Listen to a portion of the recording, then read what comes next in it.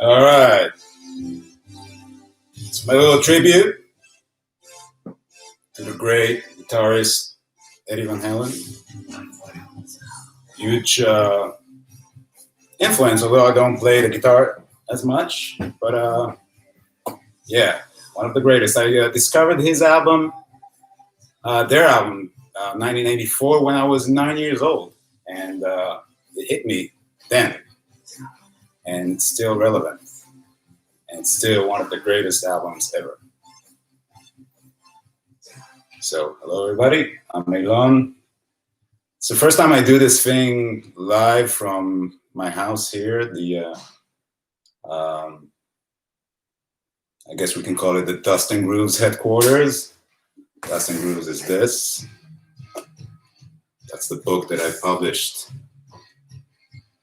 like 6 years ago already. More than that. Yeah, no, 6 years. So I'm here to talk about my new books, Stompbox. Here it is. I hope you guys don't mind Van Halen in the background. And I'm going to talk about Vintage and Rarities. And basically, I'm seeing here the chat. It's mostly going to be like you guys asking questions, and I'll be answering them. So please shoot. Otherwise, I'll be like, I don't know, am I talking to myself? What's going on? So until a question comes in, I'll talk to myself.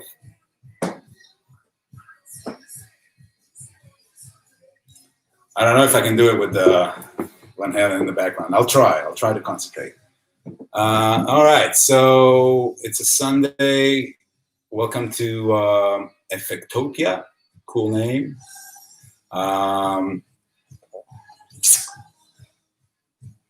Hello, Eric. How's it going? Hello, Vinny, my brother from Amsterdam. Eric, I don't know where you are, where you're at. Simple question. What made you want to write this book? Thank you.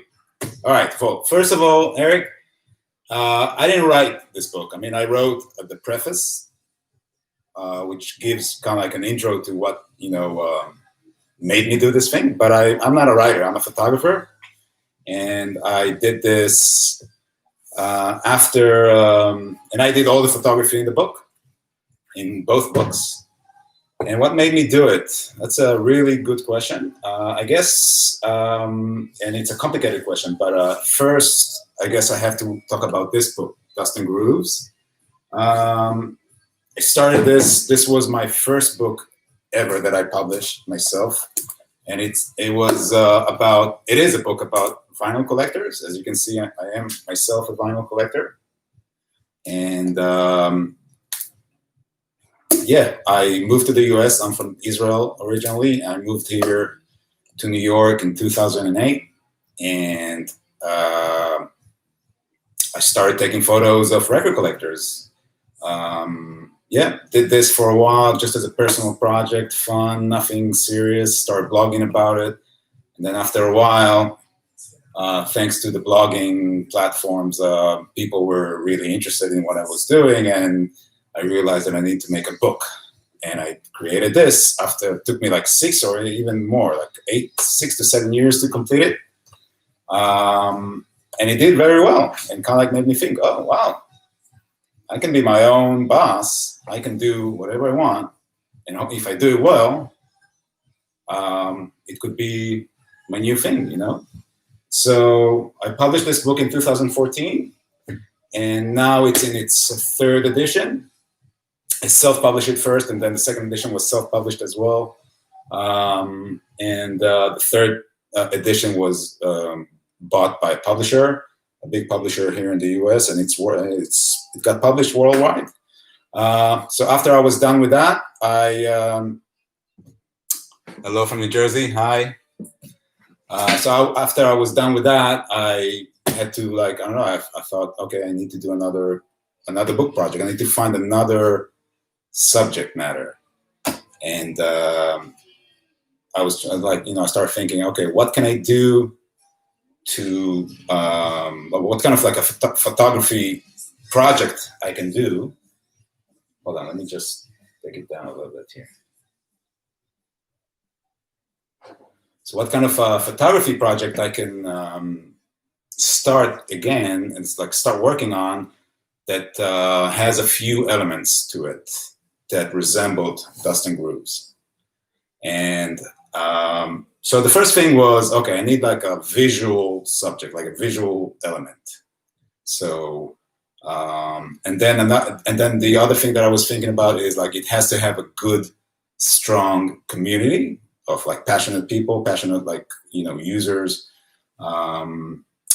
and also something that has not been done before.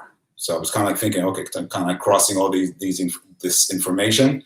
And at first, I thought about, okay, maybe I'll do something about guitars, but guitars has been done before. There are like many books out there about like visual books, like photography books about guitars of the stars. So that kind of like, that idea was like out of the question. And I don't know, at a certain point, I thought, oh, wow, guitar pedals, that's something that, people really don't like. I mean, the broad audience, the mainstream audience, they don't know much about it, but it's kind of like the secret weapon to the guitarist. And I always do this like analogy between guitar effects for guitarists are like spices for chef, and I grew up. I'm not a musician myself. Like I play the bass a little bit, but not in any level that I would even show out there.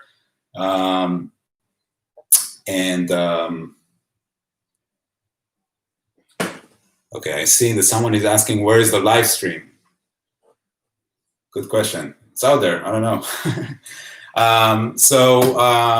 Yeah, I had this idea of making a book, and I started working on this 4 years ago. And started with actually with this pedal here. Oh, so and one more thing. So the main idea for Stompbox, the book itself, was to ask 100 guitarists what is one pedal that they'll go, they'll take to the to a desert island. Like what is their go-to pedal, the one that they cannot live without, the one that is most significant to their sound. And the idea here in this book was to get star power, like to get like these like famous guitarists. And the idea here is it was important because I wanted to make this thing available and accessible to a wide audience, not just pedal nerds, not just guitarists, people who are just starting to play, or people who are just like starting to use pedals. So that's something that I wanted it to be well accepted among a wide community. So that's that.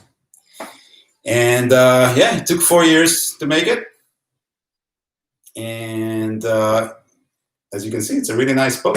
Let me show you the whole package first. So what you're seeing here is called the brick. All right. Look at this. All right. Oh, wait. Hold on. Wrong presentation. Sorry about that. Hold on. Here we go. This is the brick, guys. So the brick is basically it's like a nice box set. It has a really nice cutout. And it holds 2 books. And I'm going to talk about the second book in just a minute. Second book is Vintage and Rarities. So, yeah, the brick basically holds the 2 books together. And really nice quality. It has like really cool details here. It's like pedal logos from all the pedals that I shot. And it holds Stompbox, the book itself. So just a few specs, a few details about the book itself. It has 514 pages. It weighs a little bit over 5 pounds. And yeah, it features 100 pedals from the 100 guitarists. Just like really quickly out of, let's see. All right, a few names. Jack White, Albert Hammond, Nels Cline. Who else? I mean, so many. Dave Navarro, John Frusciante, Eric Johnson, Steve Howe from Yes, Alan Holdsworth just died 2 years ago, but I managed to get his pedal before that. We'll visit him. Lee Ronaldo and Thurston Moore from Sonic Youth, Jay Mascis, Dinosaur Jr., Alex Lifeson from Rush. These are all, they all contributed, and they all let me photograph their own pedal. And that's an important thing as well to notice. That these pedals here, all the pedals that are photographed in the book, they're all the actual pedals from the actual guitarist. These are not just like, oh, okay, I don't know, yeah, a Rat or from a shop. These are the ones that they actually use and they actually own, and they came from them. So, and that's an important thing to understand here. Maybe it's not super clear. And that's also one of the reasons that it took me so long to do it, because, chasing famous guitarists, publicists, managers, actually going to their place to photograph it. I had to travel around the world, literally, doing like circling the world to get all these pedals in. And that's why it took me 4 years. And by the way, one of the, I guess maybe one of the highlights, so many of them, is this page here. And this is a fuzz phase that belonged to Jimi Hendrix. So obviously we didn't interview him recently, but we gathered information from, you know, past interviews with him, and we wrote this really cool piece, and that explains his, you know, how he used it and why he used it. And yeah, so we have quite a few of these as well, of like people who are artists who are not with us anymore, like Stevie Ray Vaughan's Tube Screamer. We have Mark Bolan's wah pedal, and yeah, a few more. All right, let's see. We have a few questions here. Eric, thanks again. You're saying that packages looks beautiful. Thank you. Oh, you have another question. Thanks for that. From your experience, how do vinyl collectors compare to Stompbox collectors? That's a really nice question, man. Were these guitarists eager to contribute to your book? Imagine it's a topic many of them would love to talk about. Eric, I need to have you here as a moderator, man, because you're just hitting it. All right, maybe let's start with the second question. If these guitarists were all eager to participate. Well, not as you would imagine. Some of them, it was really easy. Like, for example, Lee Ronaldo, who was the first guy that actually agreed to participate. And that's his pedal here on the cover. And it's, you know, for a few reasons. One of them is like, you know, it just looks cool, and this is exactly how I imagined this project to be. But also out of respect to Lee, that's been like a really good, you know, ally and helped us a lot with this. And he also wrote an entire feature in the book. Let me show it to you. So after we finish with 100 guitarists, there are like 5 lengthy features. And I'll tell you more about them later on. But one of them is, I don't know if you see this reversed. Yeah, you do.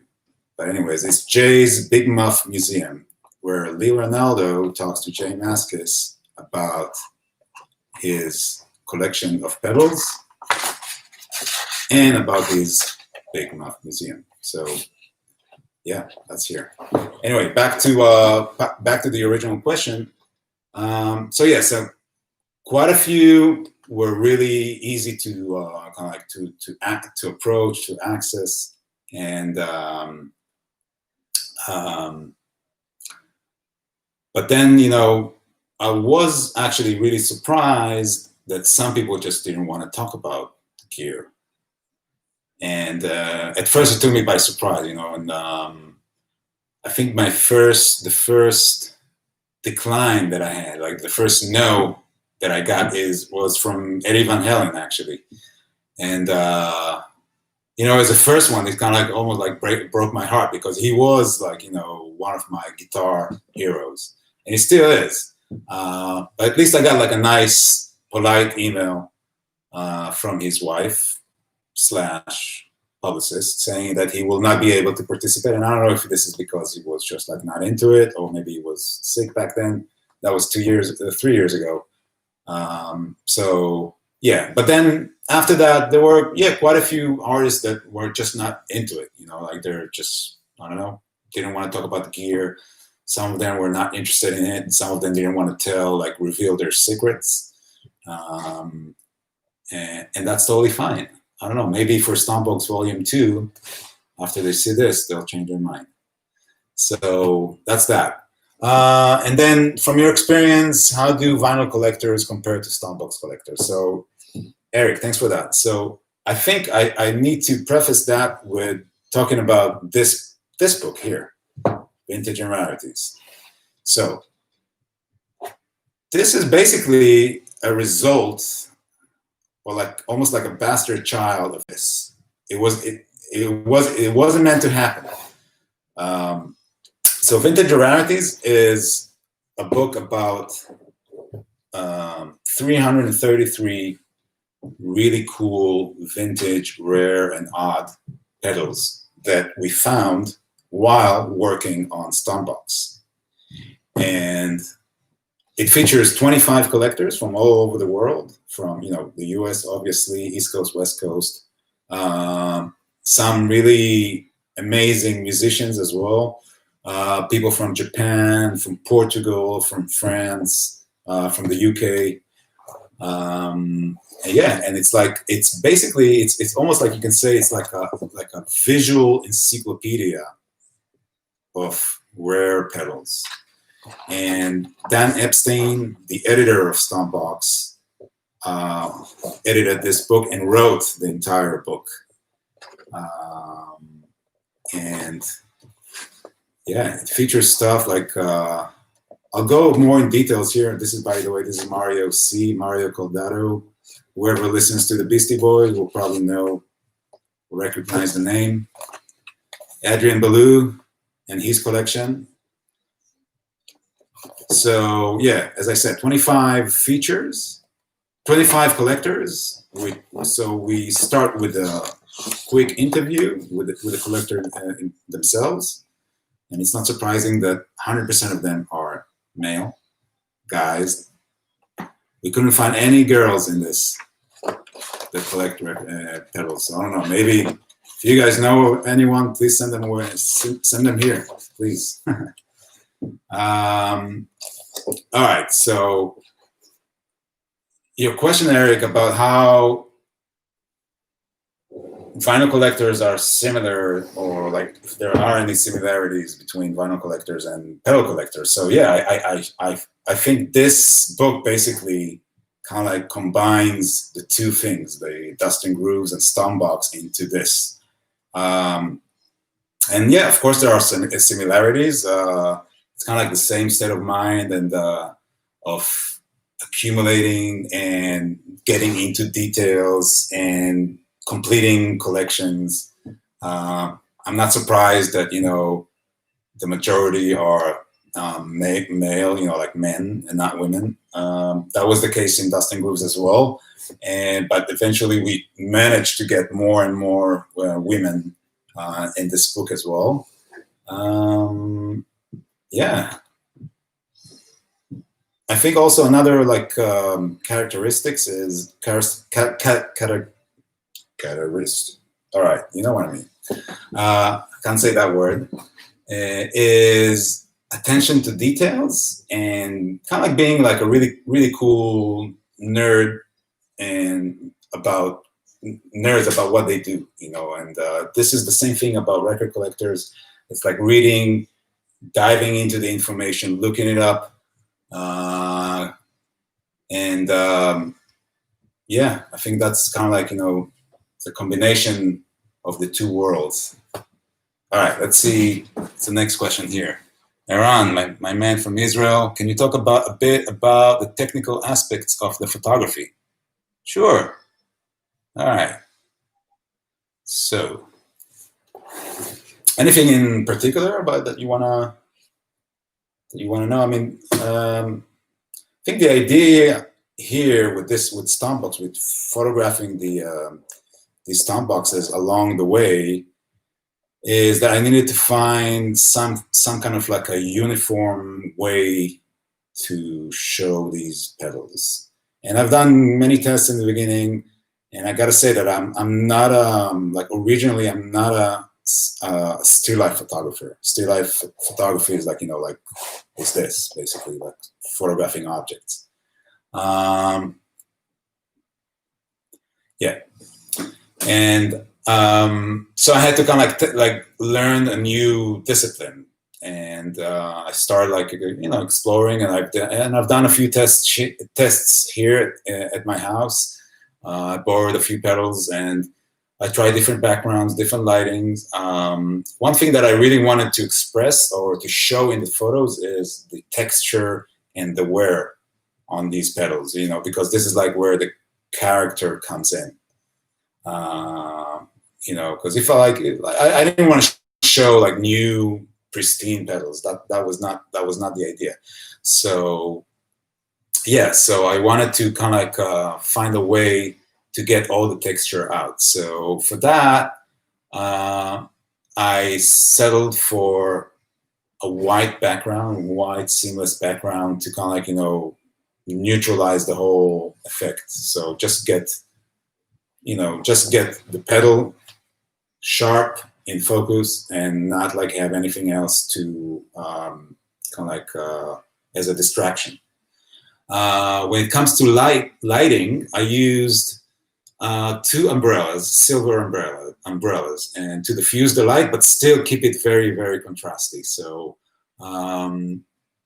and the fact that I used an umbrella, here's the thing: if I was shooting in my studio, I would probably not choose the umbrella as my first tool, as my first lighting decision, just because it's a little bit harder to control when it comes to shooting in tight spaces and shooting close.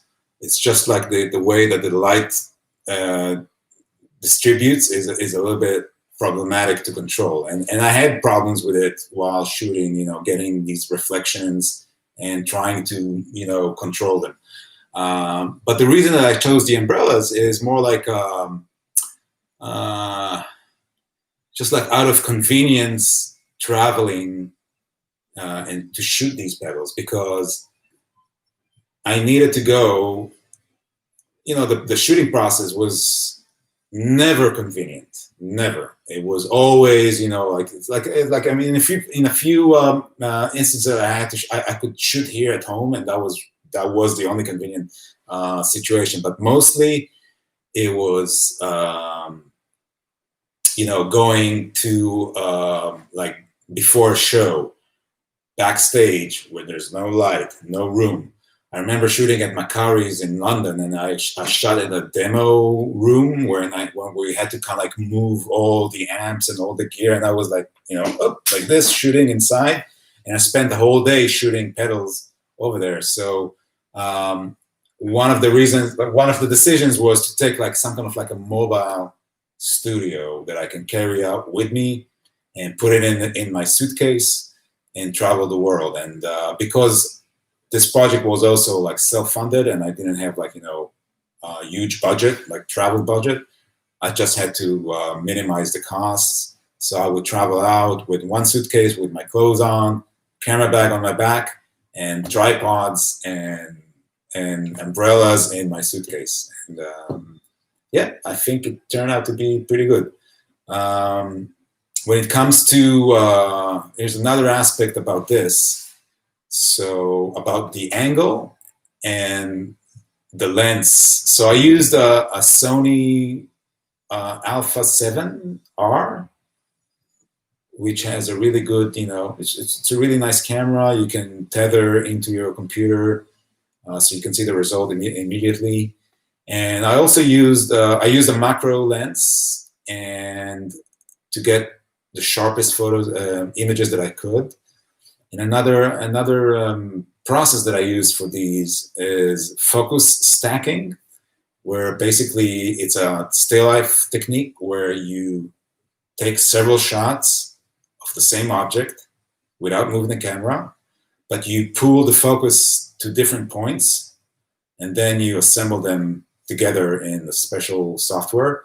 And what happens is that you get like, as you move the focus, depth of field kind of like stays sharp, start to finish. And that was also like an important aspect of this showing, on this process, because I wanted to get this thing as sharp and clear as possible. So yeah, that's it about technicality. Let's see. Can you talk a bit about the technical? Okay, got that.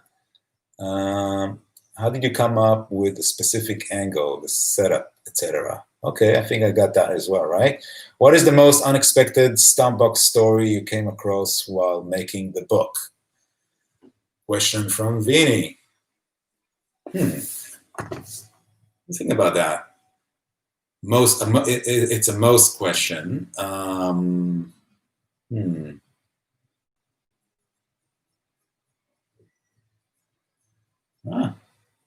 don't know. trying to think about this. All right. Why don't we wait with this? Because I don't have a, I don't know. I find it like hard to remember right now, like the most stories. But let's see. We have a few more questions here. Another person. Who is your guitar hero? What's your sound? And it doesn't need to be an example from the book. Okay, thanks, visitor from Israel. I have a few guitar heroes. I don't have a sound because I myself don't really play the guitar. I play a little bit of bass.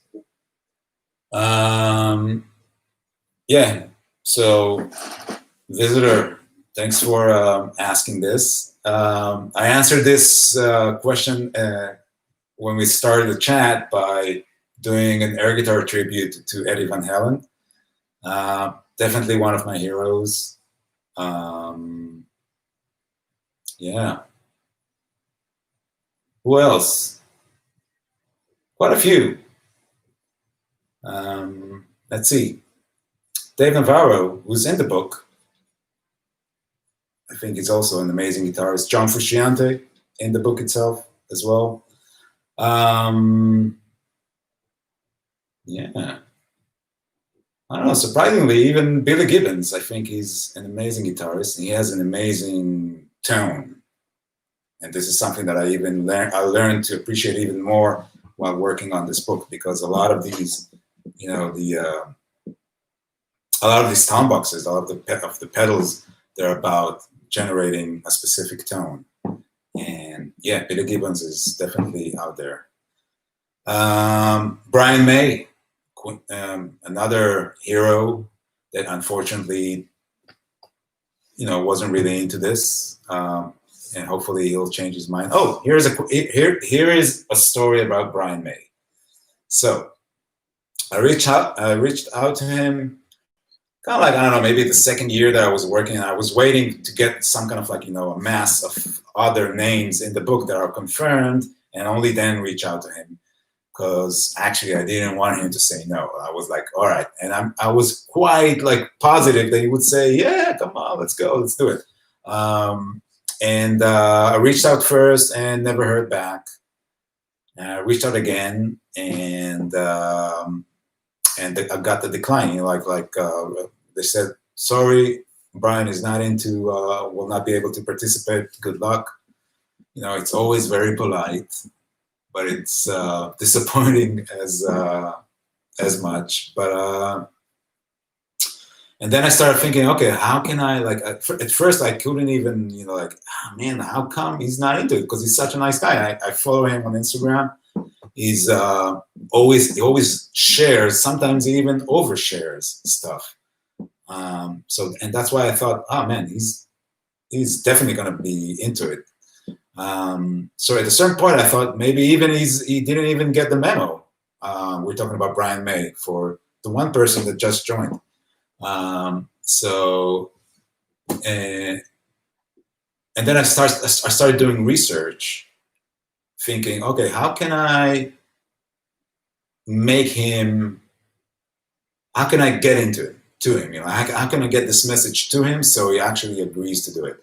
And I found out that he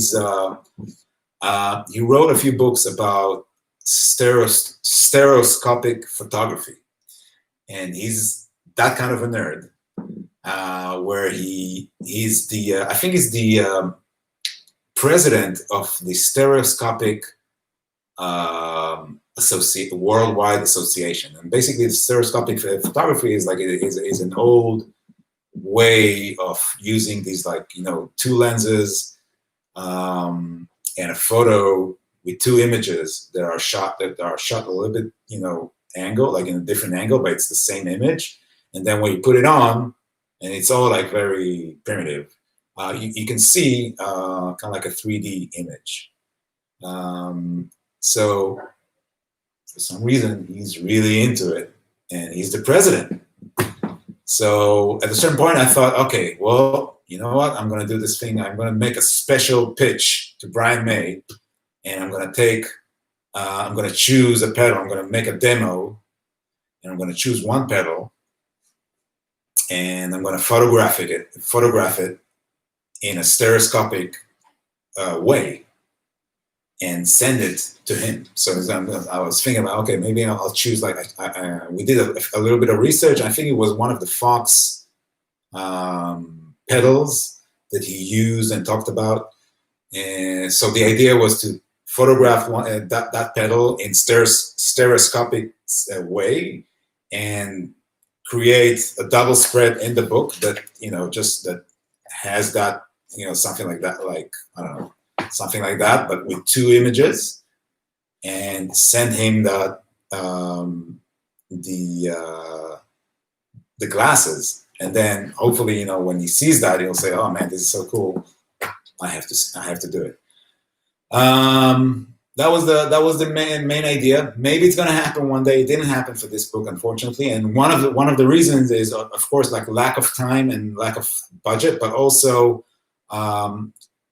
in a technical way, it's not even sure that it's even possible to do it, because stereoscopic photography and these kind of, like, the two angles joining together, I think it only works like for, like, far away images, like landscapes and stuff like that, or not even landscape, but just like, spaces. But when you do macro, if you move the camera just a bit, the whole thing changes. Maybe there is a way to reveal it, to do it, but I don't know. I moved on. But Brian May, if you ever see this, we need you here. All right. Thanks for that question. All right. Another question from Eric. How do you think your perspective as a photographer influenced your own interest in pedals? They're not just used to make sound, but as your book shows, they are beautiful visual object as well. You're on to me, Eric. Okay. I mean, my main approach to this book was visual to begin with. And yeah, I learned a lot, and in the process, thanks to the many writers that wrote this book. As I said, I didn't write anything, and thanks to the two editors, amazing editors that edited the book and made this thing happen, Dan Epstein and James Rotondi. I learned a lot about pedals in general. Yeah, and I think my mission here with these books, is to open up this world of guitar effects, guitar pedals, to a wider audience, not just guitar and pedal enthusiasts, and hopefully it will work. I don't know. We'll see. Let's see if we have another question. Let's see. All right. So I think now, if you guys are still hanging in there,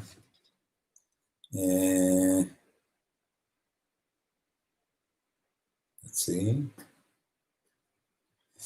I wanted to talk a little bit on vintage and rarities, because I think, eventually, while we were working on this on Stompbox, this came in, and so I think it was like around the third year working on Stompbox. It was my second trip to California, to LA, to photograph pedals, and I went there, and it's kind of like the idea kind of dropped in my head, where when I went to see one of the texts for one of the artists in the book, and that's how it actually I got access to a lot of these pedals. It's actually through their texts, through their guitar texts, or even pedal board builders. So I went to their to them, and in their space, I saw all these like amazing pedals around me, and then eventually I'm just shooting a pretty standard pedal because that was the pedal that the artist chose for the book for Stompbox, and I'm like, this is like it's such a pity to not photograph all these because they are, first of all, they're all vintage and old, and some of them are really super rare, and visually they're just amazing. It's almost like you get through like a time machine into different eras in product design, and so I thought, okay, well, we need to dedicate some space to the evolution of to the evolution of guitar pedals, their design, and to people who collect them, the community itself. So at the beginning, it was like, okay, well, we'll make a feature in Stompbox. But then as time went by, and I started seeing all these like more and more collectors, because I didn't really refer to this community as like, I didn't know that there are like so many collectors out there. But once I realized that, I said, I thought, okay, well, instead of just doing a feature of 20 pages in Stompbox, let's just go all in and create another book. And that's how Vintage and Rarities came about. And the interesting question back to you, Eric, is Stompbox, just an example, Stompbox took us 4 years to complete. And Vintage and Rarities took us 6 months. How come? I think the main difference is when people are, and that's the similarity between vinyl collectors and Stompbox and pedal collectors, is that you have a collection, you want to show it, you want to, like, you're proud of it, you accumulated it through time, you curate it, you know everything about it, but it's sitting there, in your closet. So, and that was kind of like, the opportunity for the collectors to show it off. And yeah, and I think we got only one person that said no, that refused to participate. And I think it was also in a way because they were kind of scared about their collection, like a little bit paranoid that people will know what they have, and so on and so on. So yeah, 6 months, and we completed this book, which has, if I remember right, 436 pages, 25 collectors. Let me do a quick, also weighs close to 5 pounds. Before we go in, let's talk about the cover. So this cover was made, it's called Stompbox City, and it's made by one of my favorite collage artists, Morgan Jesse Lapin. He's a Brooklyn-based collage artist. He has amazing work. And I've been following him for the past few years. And when we were talking about, like, we're thinking about about the cover for this book, there were a few ideas, and eventually, I don't know, a few things clicked, and I reached out to Morgan, who happened to be a musician as well. And he just jumped on this idea to make this cover. I sent him all the photos, 333 photos of rare pedals, and it came with this thing, which is really cool. And whoever buys this gets this, the Stompbox City poster. Like the wise yogurt once said, merchandise, that's where the real money is. Nah, joking. All right. Okay, so, oh, and there's another surprise thing. Well, I guess not surprise for you guys, but That's a nice thank you note from me. That's going to be in the book. All right.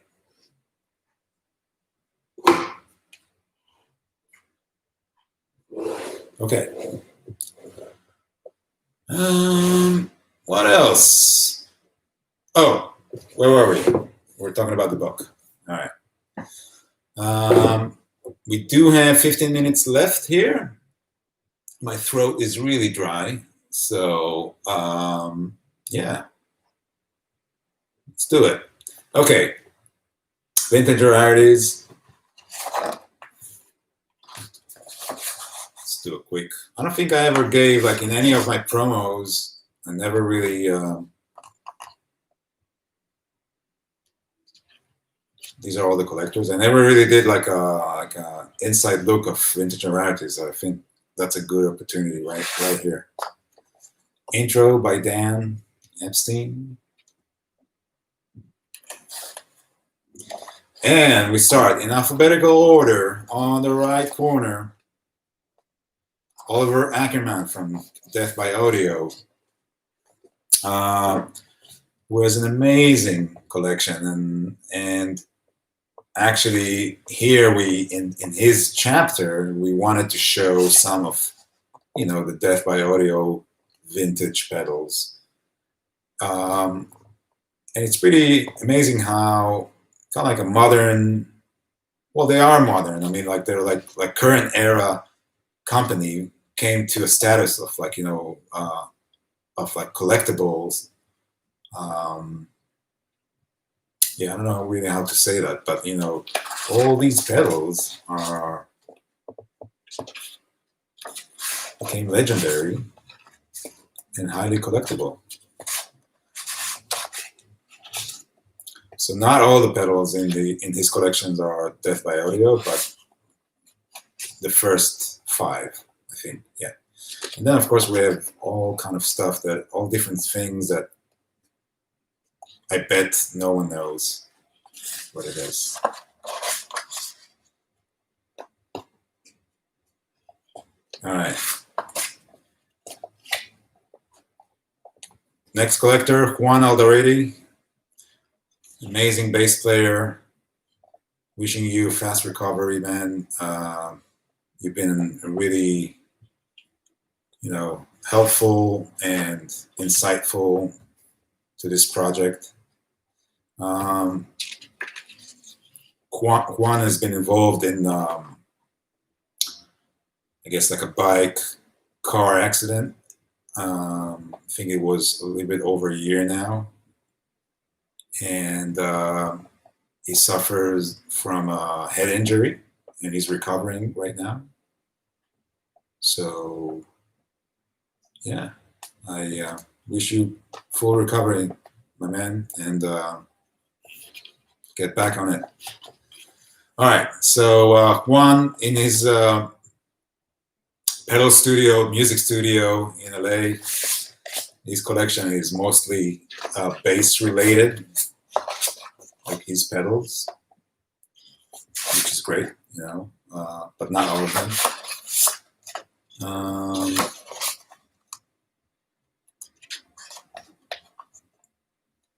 Okay, let's see the next one here.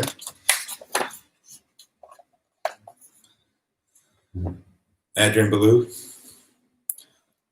It was kind of surprising, but everybody was telling me, "Oh man, you got to go to see Adrian," and I did eventually to photograph his pedal for Stompbox. But also we did this, I spent like half a day in his place photographing his other pedals,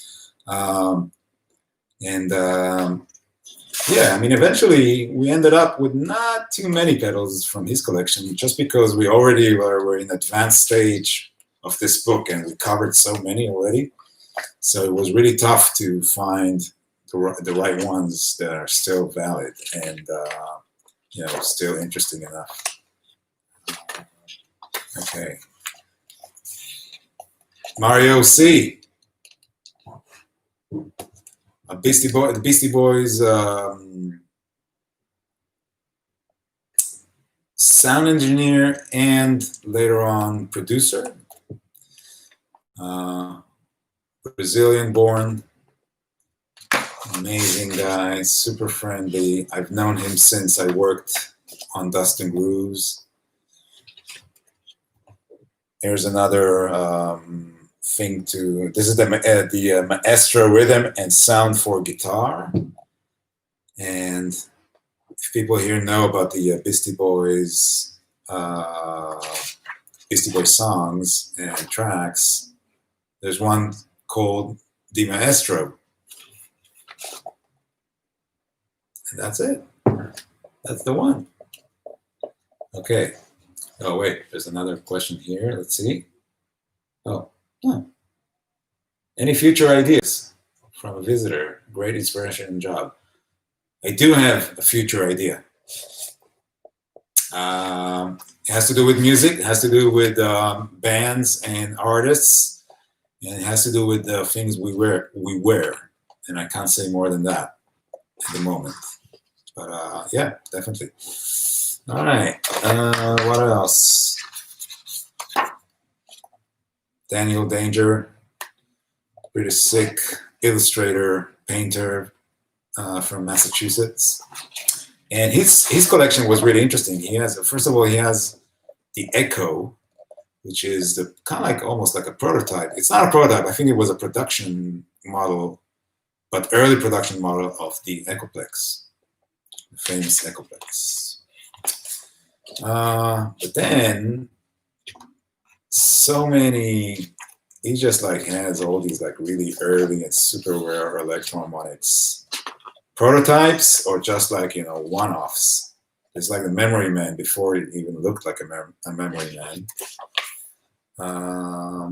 Yeah, super cool. Oh, all right. One more here. We have 7 minutes to go. Sergey and Eugene, or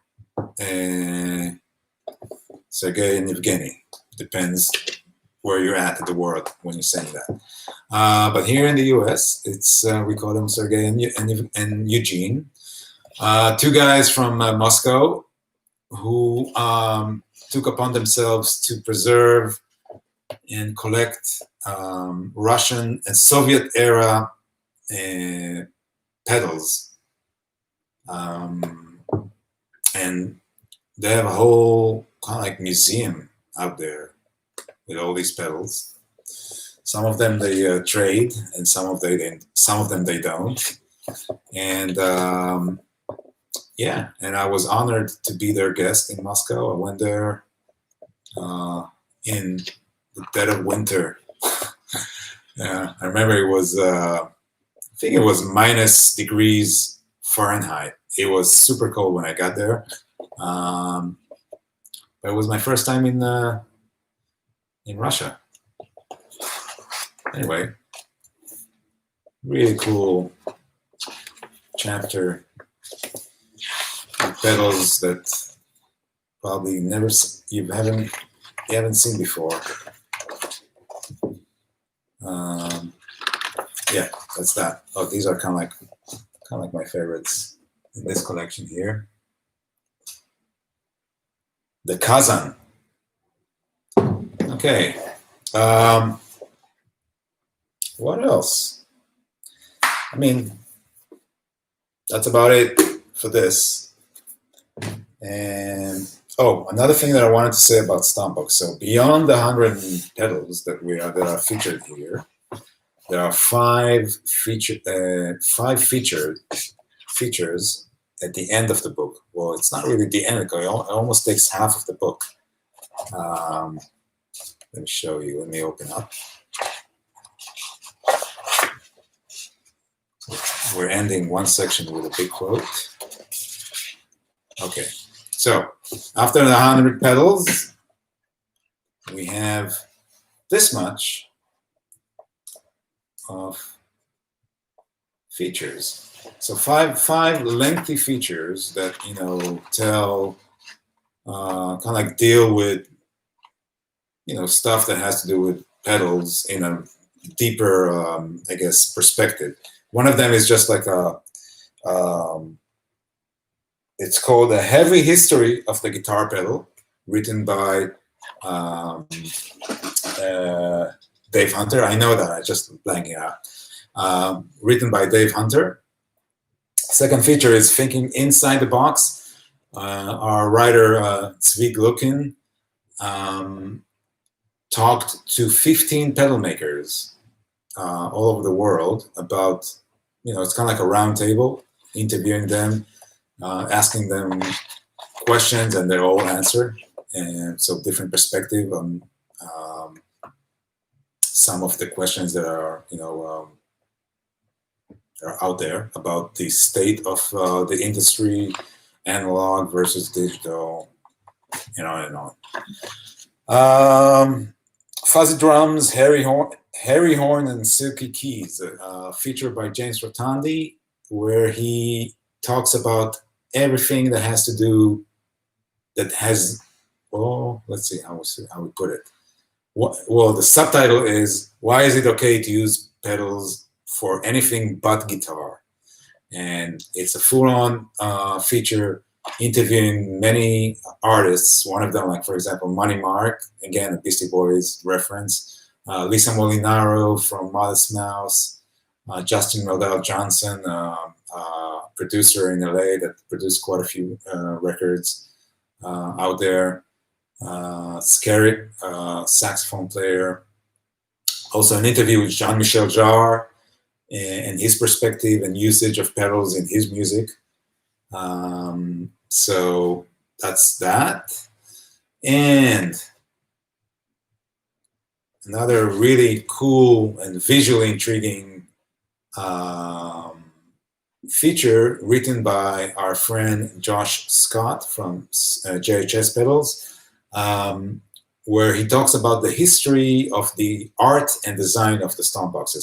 So the whole thing revolves around the visual element, the product design, the process, and how those pedals evolved from just being, these like boring gray boxes, utilitarian boxes, how they evolved into these like beautiful objects of art, and everything in between, talking about product design, fonts, eras, the 60s, the 70s, the 90s, really interesting stuff. And to finish it up, oh wait, this is like talking about Sing Sound. This is the feature that I was just talking about, written by Josh. Really cool, really interesting. That's that. And then the last feature to finish up, I think kind of like a highlight here is I asked, kind of like in the early stages, I asked Lee Ronaldo, Sonic Youth, if he wanted to write a full-on feature for us. And I suggested that he would be visiting Jay Mascis of Dinosaur Jr. And he immediately said yes. He had the time, he had the availability at that moment, and he jumped on it. And yeah, we traveled all the way to Massachusetts. We had a burger on the way there, the secret spot that Lee suggested. I can't reveal it here. I'm sorry. And we spent, I don't know, a few hours at Jay's studio, showing his Big Muff Museum, showing some of his guitars. I don't want to reveal everything. Let's see what's here. Some of the alternate brands. Just a few guitars. Studio. Yeah. Interesting conversation. It's interesting details. Hopefully stuff that you've never heard before. His mighty pedal board. Yeah, that's it. This So that's Stompbox, guys. That's that. If anyone is watching here and haven't got the book already, you can get it on the website, on the Stompbox website. There's on this page where you're streaming this on the Effectopia website. There is a coupon for $10 off for the duration for the whole day. So you can get it and get it for a reduced price. And I do suggest you get the brick because it's a beautiful thing. It's heavy. You can do weightlifting with it. All right, well, that's it. Thanks for watching, and I gotta go. Gotta drink some water, stretch. I'll be back at 3:30 for a little bit. Eric, thank you so much. Hopefully, I'll see you around. And somebody's asking, who is Harry Hahn?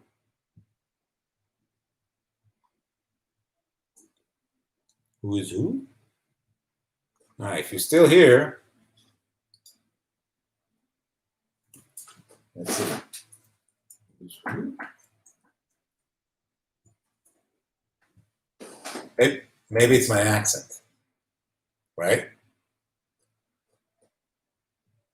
Vinny, thank you. You're a rock star yourself. I love. Ooh, thank you. Somebody's sending me free love. Free love. All right. Got to finish up with something here, right? Hold on. Don't go yet. Don't go yet.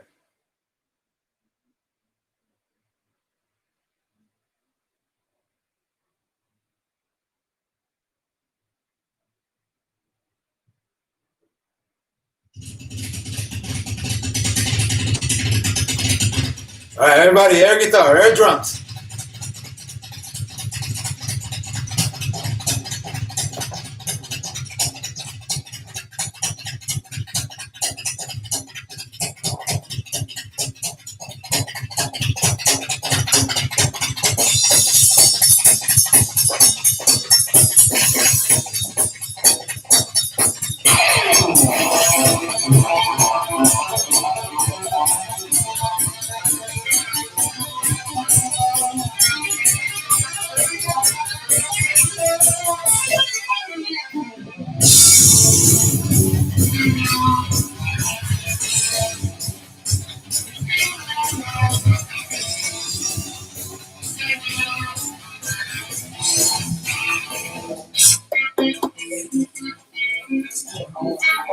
Wow, man.